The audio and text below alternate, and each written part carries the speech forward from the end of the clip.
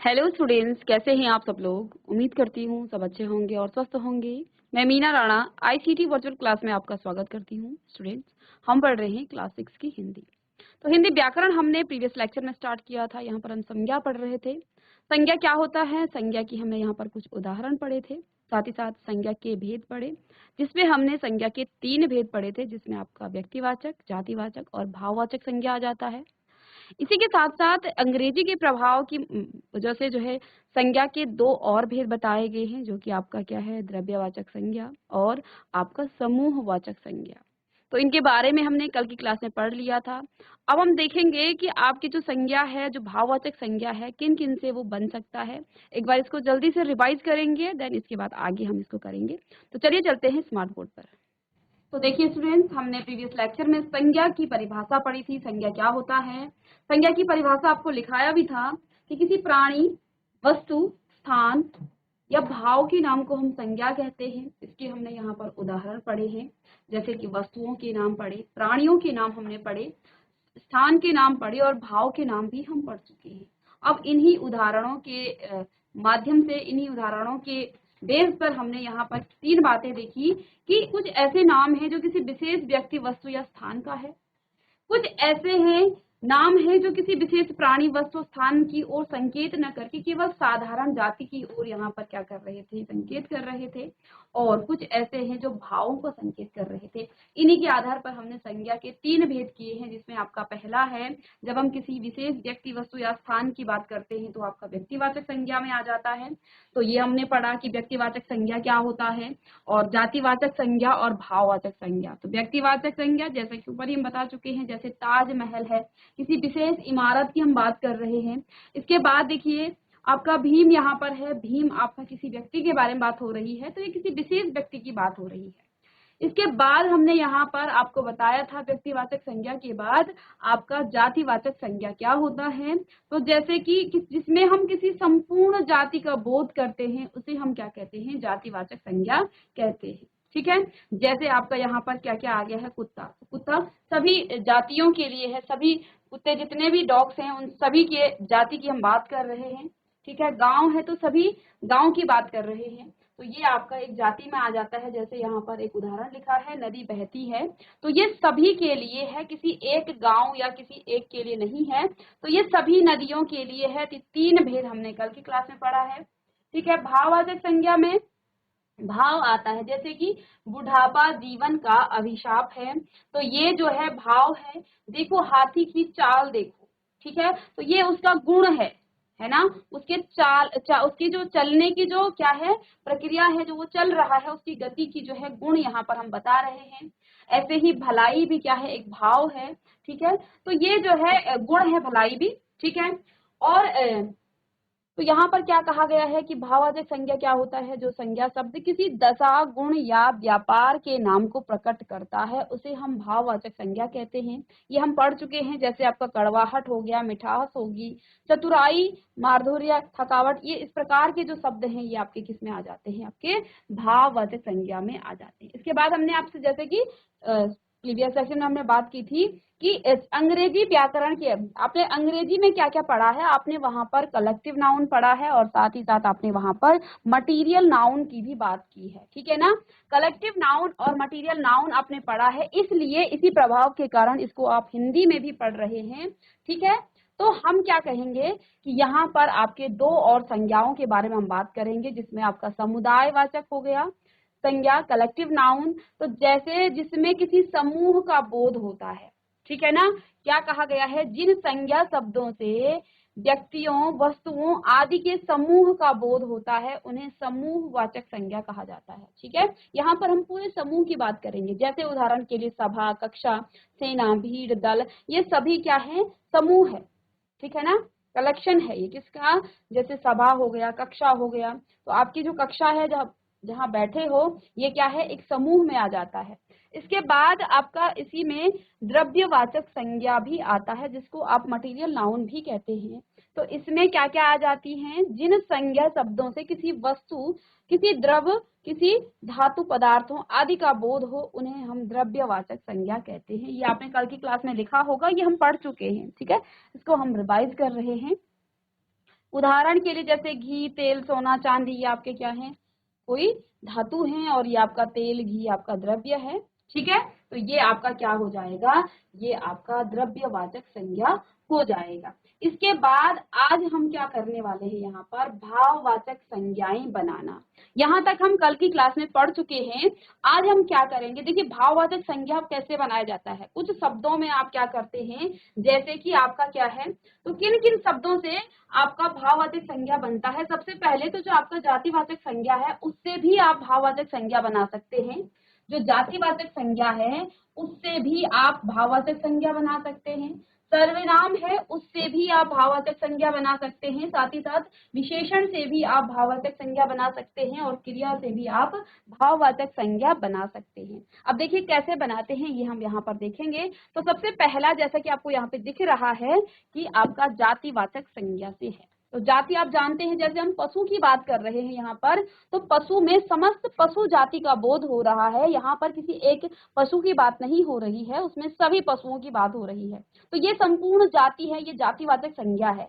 ठीक है, अलग अलग यहाँ पर आप अंतर भी कर पाएंगे, जातिवाचक संज्ञा क्या है। ठीक है, अब देखिए पशु में जो भाववाचक संज्ञा इसी शब्द से कैसे बनता है, इसमें आप क्या लगा देंगे, पशुता। तो पशुता क्या है, ये आपकी क्या है, भाववाचक संज्ञा में आ जाता है। ठीक है, ऐसे ही क्षत्रिय, तो क्षत्रिय क्या है, एक जाति का बोध कर रहा है। ऐसे ही क्षत्रियत्व, बूढ़ा, बुढ़ापा, इनको आप लिख लेंगे जल्दी से अपनी नोटबुक निकालेंगे और उसमें नोट डाउन करेंगे सभी कि जातिवाचक संज्ञा से आप कैसे भाववाचक संज्ञा बनाते हैं। सभी बच्चे इसको नोट डाउन कर लीजिए, नोटबुक निकालेंगे। और देखिए जैसे पशु का पशुता, क्षत्रिय का क्षत्रियता, ऐसे ही बूढ़ा, बुढ़ापा। ठीक है, ब्राह्मण का ब्राह्मणत्व, ऐसे ही मनुष्य का मनुष्यता, नारी का नारीत्व, बालक का बालपन, सती का सतीत्व, बच्चा का बचपन, दानव का दानवता। तो यहाँ पर जो इधर लिखे हुए हैं ये आपके जातिवाचक संज्ञा है, और इधर इन्हीं से हम क्या बना रहे हैं, आपके भाववाचक संज्ञा बना रहे हैं। ठीक है, तो ये आपका क्या है, जल्दी से इसे नोट डाउन कर लेंगे। जातिवाचक संज्ञा से आप कैसे भाववाचक संज्ञा बनाते हैं, ये हमने यहाँ पर पढ़ा, और जल्दी से सभी बच्चे इसे नोट डाउन करेंगे।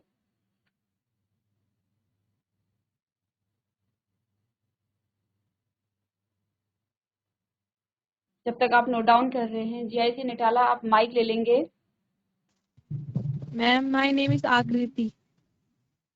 आकृति, कौन सी क्लास के बच्चे हो बेटा आप? 10th। 10th के। चलिए, तो फिर आपको आता ही होगा। आप मुझे बताएंगे आपका संज्ञा के कितने भेद हैं? 3 मैम। कौन कौन से? क्लास 10th के बच्चे हो और ये क्लास 6 का चल रहा है, आप ही तो आप। 5 मैम, 5। चलिए ठीक है, बताइए, नाम बताइए, जितने भी होते हैं नाम बताइए। जातिवाचक, हाँ जी। जातिवाचक, भाववाचक, व्यक्तिवाचक। ठीक है, 5 बता रहे थे आप, 2 और बता दीजिए। आप बैठ जाइए। इन्होंने बताया संज्ञा के 3 भेद इन्होंने बताए हैं। इसमें इन्होंने कहा कि जातिवाचक, भाववाचक और व्यक्तिवाचक। इसके बाद इन्होंने कहा 5 होते हैं, वो 2 कौन से होते हैं, चलिए बताइए। अभी हमने ऊपर से रिवाइज करके आए, हम इससे पहले की क्लास में हमने 2 क्लास में पढ़ चुके हैं, और जो क्लास 10th के बच्चे हैं वो तो क्लास 6 से लेके और क्लास 9 तक आपने पढ़ा ही होगा। अगर संज्ञा, तो ये छोटे छोटे बच्चे क्लास 6 में पढ़ रहे हैं आप लोग। निटाला बेटा, संज्ञा के आपने 3 भेद बताए हैं, ठीक है, अच्छी बात है। संज्ञा के आपने 3 भेद बताए हैं, जिसमें आपके क्या क्या आ जाते हैं, व्यक्तिवाचक, भाववाचक और जातिवाचक। ठीक है, इसके बाद हमने अभी भी आपको बताया था, हालांकि हमने स्पीड में पढ़ाया अभी, लेकिन प्रीवियस लेक्चर में आप पहले भी पढ़ चुके हैं।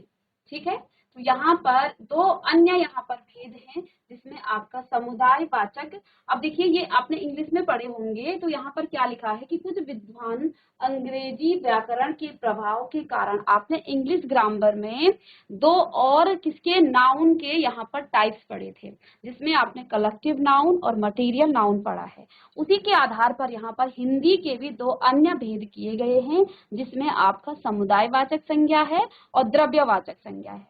आप कह रहे हैं 5 भेद, उसमें भी कोई दिक्कत नहीं है इसमें, क्योंकि देखिए कुछ विद्वान ये भी कहते हैं कि 5 भेद होते हैं, ठीक है।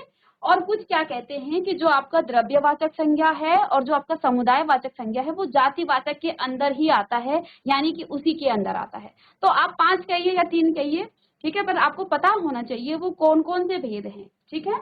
तो यहाँ पर देखिए आपका समुदायवाचक संज्ञा हो गया और द्रव्यवाचक संज्ञा हो गया, इसके बारे में आपको पता होना चाहिए कि समुदायवाचक संज्ञा क्या होता है और द्रव्यवाचक संज्ञा क्या होता है।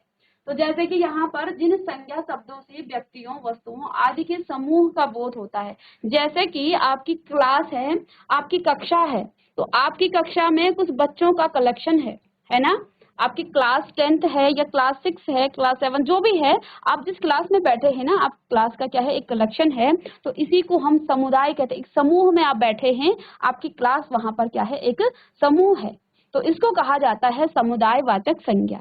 इसके बाद इसमें तो ख आता है द्रव्यवाचक संज्ञा, जैसे इसमें सभा हो गया, कक्षा, सेना, भीड़, दल, ये सभी समुदायवाचक संज्ञा के अंदर आते हैं, कलेक्टिव नाउन के अंदर आते हैं। इंग्लिश में तो आप बहुत सारे कलेक्टिव नाउन के बारे में पढ़ते हैं, ठीक है। अब यहाँ पर देखिए द्रव्यवाचक संज्ञा मटेरियल नाउन में क्या आ जाता है, जैसे आपके कोई द्रव्य हो गया, द्रव्य जानते हैं तरल पदार्थ, तो उसको हम क्या कहेंगे, आपका वो आपका द्रव्यवाचक संज्ञा के अंदर आ जाता है। और धातु में जैसे आपका सोना, चांदी, पीतल, तांबा, ये सभी जो है किसमें आ जाते हैं, आपके किसमें, द्रव्यवाचक संज्ञा के अंदर आ जाते हैं, ठीक है। तो इसको भी आप ध्यान में रखिए। हम यहाँ पर क्या कह रहे थे कि भाववाचक संज्ञा कैसे बनाते हैं, हमने कहा कि 4 जैसे आपका जातिवाचक संज्ञा से आप भाववाचक संज्ञा बना सकते हैं, आप सर्वनाम से भाववाचक संज्ञा बना सकते हैं, आप विशेषण से भाववाचक संज्ञा बना सकते हैं, और क्रिया से भी आप भाववाचक संज्ञा बना सकते हैं। तो उम्मीद करती हूँ ये आपने लिख भी लिया होगा। अब पहला था जातिवाचक से भाववाचक संज्ञा बनाना, तो हमने यहाँ पर देखा पशु एक जातिवाचक संज्ञा है और इसी को हमने भाववाचक में पशुता, ठीक है। ऐसे ही नारी है तो नारीत्व, ठीक है, क्षत्रिय क्षत्रित्व, क्षत्रियत्व, ठीक है। तो इनको आप बालक का बालपन, ये सभी आपके क्या हैं, ये इधर आपके जातिवाचक संज्ञा है और इनको हमने भाववाचक संज्ञा में बदला है। अब दूसरा यहाँ पर क्या था, सर्वनाम से भाववाचक संज्ञा बनाना, किससे, सर्वनाम से भाववाचक संज्ञा बनाना। तो देखिए यहाँ पर चलिए, अपना, तो सर्वनाम तो सभी को पता होगा, है ना, जातिवाचक संज्ञा तो हम पढ़ ही रहे हैं, सर्वनाम तो सभी बच्चों को पता होगा। चलिए किसको आता है सर्वनाम, बताएंगे क्या होता है सब सर्वनाम, जीआईसी फाटा, बेटा सर्वनाम बताइए मुझे, सर्वनाम क्या होता है, GIC Phata. Hello ma'am, good morning. Good morning बेटा, क्या नाम है आपका, आप पहले सेंटर में आइए, कैमरे के सेंटर में। मैम मेरा नाम वेरी गुड तमन्ना है। तमन्ना, तमन्ना बताइए सर्वनाम क्या होता है बेटा। मैम जो शब्द संख्या के स्थान पर प्रयुक्त किए जाते हैं उन्हें सर्वनाम कहते हैं। जैसे जैसे कि हम, अपने, वह, यह इत्यादि। आप अपने लिए कौन से सर्वनाम शब्दों का प्रयोग करेंगे, मैम जैसे मैं, यह, हम, तुम। मैं, यह में आप भी आओगे, नो मैम। तो अपने लिए कौन कौन से शब्दों का प्रयोग करोगे आप। मैम मैं, मुझे, मुझे, मुझे, मुझे, मेरे लिए इत्यादि। वेरी गुड, चलिए बैठ जाइए तमन्ना, वेरी गुड, तमन्ना के लिए सभी क्लैपिंग करेंगे, सभी बच्चे, अच्छा ठीक है। चलिए तो यहाँ पर सर्वनाम से भाववाचक संज्ञा, तो देखिए अपना, अपना क्या है, सर्वनाम है, और जिसको नहीं आता है, जैसे कि तमन्ना ने बताया कि जिनको हम संज्ञा के स्थान पर प्रयोग करते हैं वो आपके क्या शब्द कहलाते हैं, वो आपके सर्वनाम कहलाते हैं, ठीक है। जिसको आप सर्वनाम किसके संज्ञा के स्थान पर प्रयोग करते हैं वो आपका सर्वनाम होता है। तो इससे अपना शब्द से आप भाववाचक कैसे बनाएंगे, क्या भाव आएगा अपने से, अपनापन, अपनत्व, इस प्रकार के शब्द आएंगे। सर्व, सर्व, सर्वस्व, निज, निजत्व, ऐसे ही अहम, अहंकार, तो ये सभी आपके क्या हैं, इसको भी आप लिख लेंगे। पराया, तो इससे आपका परायापन, मम, ममता और ममत्व, स्व, स्वत्व और अपना से अपनापन। तो इन शब्दों को लिख लीजिए, आप जल्दी से नोट डाउन कर लीजिए। जय Shri Mahakaleshwar. Good morning ma'am. Good morning बेटा, क्या नाम है आपका? यशस्वी फुलारा। यशस्वी। चलिए यशस्वी, कौन सी क्लास के हो आप? 8th। 8th के, वेरी गुड, तब तो आपको और अच्छे से आता होगा। चलिए आप बताएंगे विशेषण क्या होता है। पहले हम विशेषण से भाववाचक संज्ञा बनाएंगे, पर पहले हमें ये पता होना चाहिए विशेषण क्या होता है। जो किसी वस्तु की विशेषता बताते हैं, वो विशेषण कहलाते हैं। आपका नाम एक बार फिर से बताएंगे। यशस्वी। यशस्वी। मैंने कहा यशस्वी बहुत अच्छी लड़की है, तो यहाँ पर आप विशेषता बताइए। या अच्छी लड़की है, मैं कह रही हूँ यशस्विनी बहुत अच्छी लड़की है या अच्छी लड़की है, ठीक है। तो आप विशेषण बताइए इसमें। अच्छी। अच्छी, तो क्या आप वस्तु हैं? नहीं। तो फिर आपने तो कहा जो किसी वस्तु की विशेषता बताएगा वही विशेषण होता है। किसी संज्ञा या सर्वनाम की विशेषता बताते हैं। बहुत अच्छे, बहुत अच्छे। किसी संज्ञा या सर्वनाम की विशेषता बताती है तो उसे हम कहेंगे क्या? विशेषण कहेंगे। बहुत अच्छे, बैठ जाइए। तो चलिए, तो यहाँ पर यशस्वी ने बताया कि विशेषण क्या होता है, जो किसी संज्ञा या सर्वनाम की विशेषता बताता है, ठीक है। तो वो संज्ञा में क्या आ जाता है, आपका कोई प्राणी हो सकता है, कोई वस्तु हो सकता है, किसी स्थान का नाम हो सकता है, किसी भाव की विशेषता बता सकता है, ठीक है। तो अब इसी को हम आगे देखेंगे। चलिए, तो यहाँ पर देखिए, जैसे मीठा है, मीठा क्या है?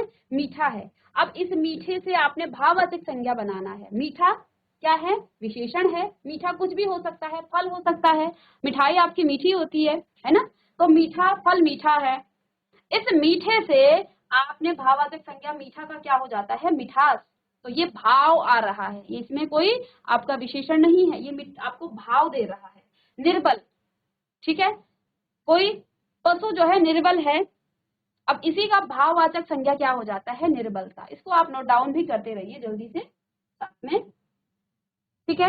आगे देखिए, मधुर, माधुर्य, ऐसे ही निर्बल, निर्बलता, हरा, हरियाली।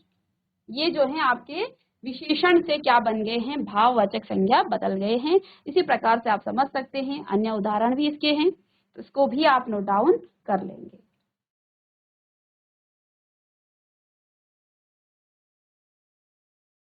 अब यहाँ आपने जातिवाचक संज्ञा से भाववाचक बनाया, सर्वनाम से भाववाचक बनाया, विशेषण से भी भाववाचक बना दिया। अब हम बनाएंगे क्रिया से।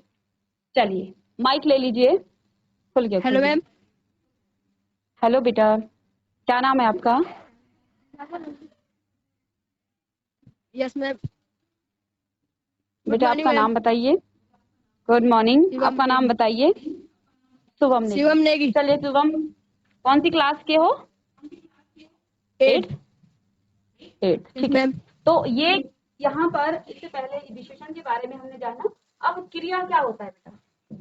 मैम क्रिया वह चीज है जो किसी कार्य को बताता है। कोई नहीं, वो बहुत अच्छे, जो किसी कार्य को बताता है, किसी कार्य के होने की का वो बोध कराता है, वो क्रिया होती है, ठीक है। जैसे अभी आप कौन सा काम कर रहे हो? मैम बोलने का। बोलने का। और मैं क्या काम कर रही हूँ? आप समझाने का। हाँ, चलिए, पढ़ाने का, समझाने का, ठीक। चलिए बैठ जाइए बेटा। तो यहाँ पर इन्होंने क्या कहा, क्रिया क्या होती है? जो किसी काम के होने का बोध कराती है, ठीक है ना।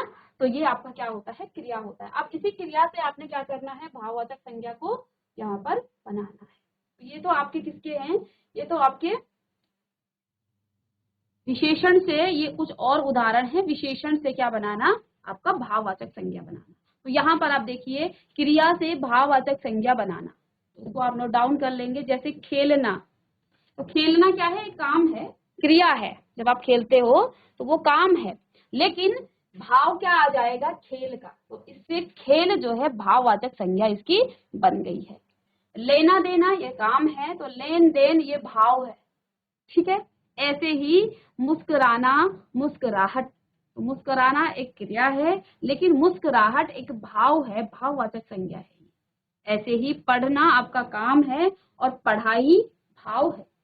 ऐसे ही कमाना काम है और कमाई भी भाव है। लिखने का लेख, लिखाई, लिखावट, ये तीन इसके भाववाचक संज्ञा में आ जाते हैं, ठीक है। मिलना मेल, उतरना उतराई, चढ़ना चढ़ाई, उड़ना उड़ान। जल्दी से इसे नोट डाउन कर लेंगे और आगे हम इसके बाद इसको पढ़ेंगे।